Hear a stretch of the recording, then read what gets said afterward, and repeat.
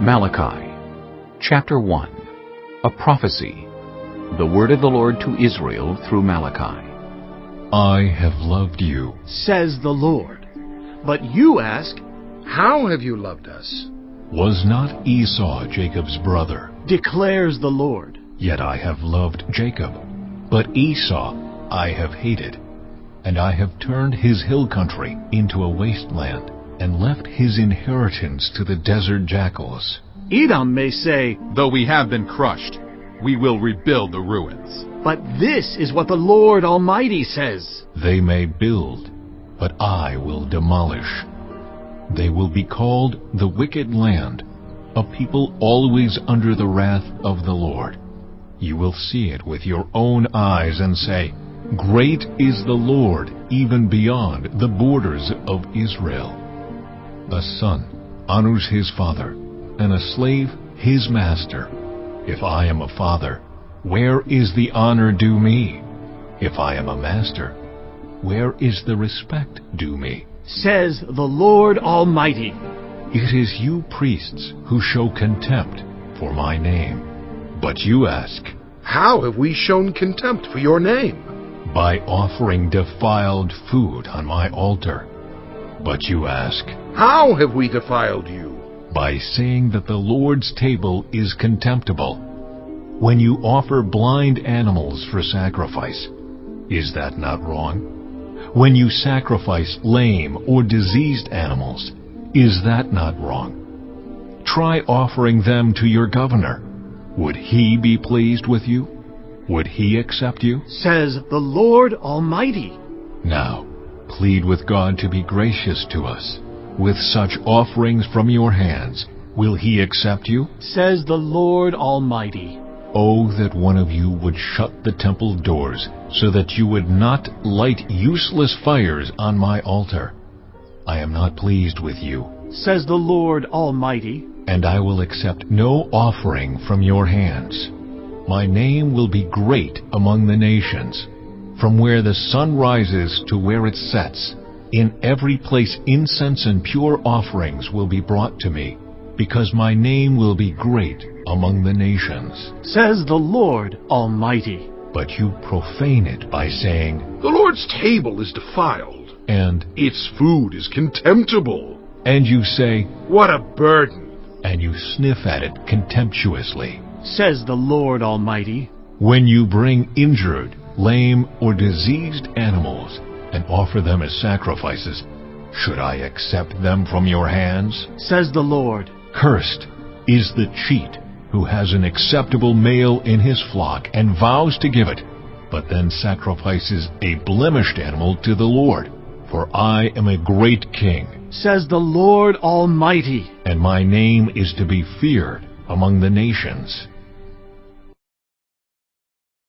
Chapter 2. And now, you priests, this warning is for you. If you do not listen, and if you do not resolve to honor my name, Says the Lord Almighty. I will send a curse on you, and I will curse your blessings. Yes, I have already cursed them, because you have not resolved to honor me. Because of you, I will rebuke your descendants.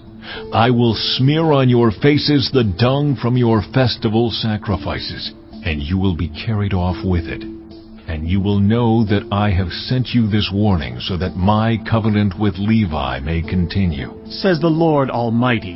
My covenant was with him, a covenant of life and peace, and I gave them to him. This called for reverence, and he revered me, and stood in awe of my name. True instruction was in his mouth, and nothing false was found on his lips. He walked with me in peace and uprightness, and turned many from sin. For the lips of a priest ought to preserve knowledge, because he is the messenger of the Lord Almighty, and people seek instruction from his mouth. But you have turned from the way, and by your teaching have caused many to stumble. You have violated the covenant with Levi. Says the Lord Almighty. So I have caused you to be despised and humiliated before all the people, because you have not followed my ways, but have shown partiality in matters of the law. Do we not all have one Father? Did not one God create us? Why do we profane the covenant of our ancestors by being unfaithful to one another? Judah has been unfaithful. A detestable thing has been committed in Israel and in Jerusalem. Judah has desecrated the sanctuary the Lord loves by marrying women who worship a foreign god. As for the man who does this, whoever he may be, may the Lord remove him from the tents of Jacob, even though he brings an offering to the Lord Almighty. Another thing you do, you flood the Lord's altar with tears. You weep and wail because he no longer looks with favor on your offerings or accepts them with pleasure from your hands. You ask, why? It is because the Lord is the witness between you and the wife of your youth. You have been unfaithful to her, though she is your partner, the wife of your marriage covenant. Has not the one God made you? You belong to him in body and spirit. And what does the one God seek? Godly offspring. So be on your guard, and do not be unfaithful to the wife of your youth. The man who hates and divorces his wife, says the Lord, the God of Israel, does violence to the one he should protect, says the Lord Almighty. So be on your guard, and do not be unfaithful. You have wearied the Lord with your words. How have we wearied him? You ask? By saying, all who do evil are good in the eyes of the Lord, and he is pleased with them. Or, where is the God of justice? Chapter 3. I will send my messenger, who will prepare the way before me. Then suddenly the Lord you are seeking will come to his temple. The messenger of the covenant, whom you desire, will come, says the Lord Almighty. But who can endure the day of his coming? Who can stand when he appears? For he will be like a refiner's fire or a launderer's soap. He will sit as a refiner and purifier of silver. He will purify the Levites and refine them like gold and silver. Then the Lord will have men who will bring offerings in righteousness, and the offerings of Judah and Jerusalem will be acceptable to the Lord, as in days gone by, as in former years. So I will come to put you on trial. I will be quick to testify against sorcerers, adulterers, and perjurers, against those who defraud laborers of their wages, who oppress the widows and the fatherless, and deprive the foreigners among you of justice. But do not fear me, says the Lord Almighty. I, the Lord, do not change. So you, the descendants of Jacob, are not destroyed. Ever since the time of your ancestors you have turned away from my decrees, and have not kept them. Return to me, and I will return to you, says the Lord Almighty. But you ask, how are we to return? Will a mere mortal rob God? Yet you rob me. But you ask, how are we robbing you? In tithes and offerings. You are under a curse, your whole nation, because you are robbing me. Bring the whole tithe into the storehouse, that there may be food in my house. Test me in this, says the Lord Almighty, and see if I will not throw open the floodgates of heaven, and pour out so much blessing that there will not be room enough to store it.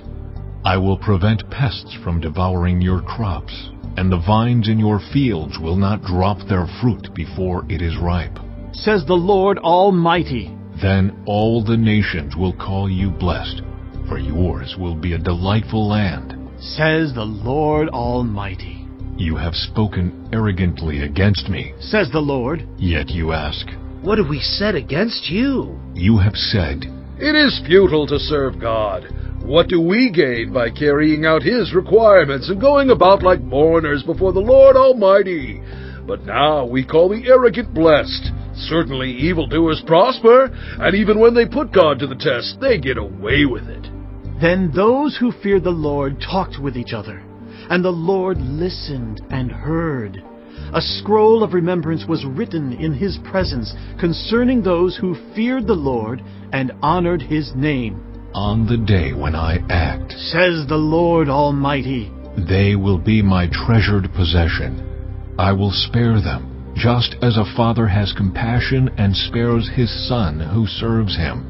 And you will again see the distinction between the righteous and the wicked, between those who serve God and those who do not. Chapter 4. Surely the day is coming. It will burn like a furnace. All the arrogant and every evildoer will be stubble, and the day that is coming will set them on fire. Says the Lord Almighty. Not a root or a branch will be left to them. But for you who revere my name, the Sun of Righteousness will rise with healing in its rays. And you will go out and frolic like well-fed calves. Then you will trample on the wicked.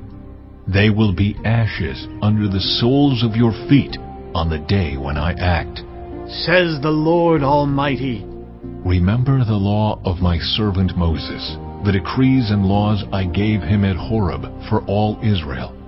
See, I will send the prophet Elijah to you before that great and dreadful day of the Lord comes. He will turn the hearts of the parents to their children, and the hearts of the children to their parents. Or else I will come and strike the land with total destruction.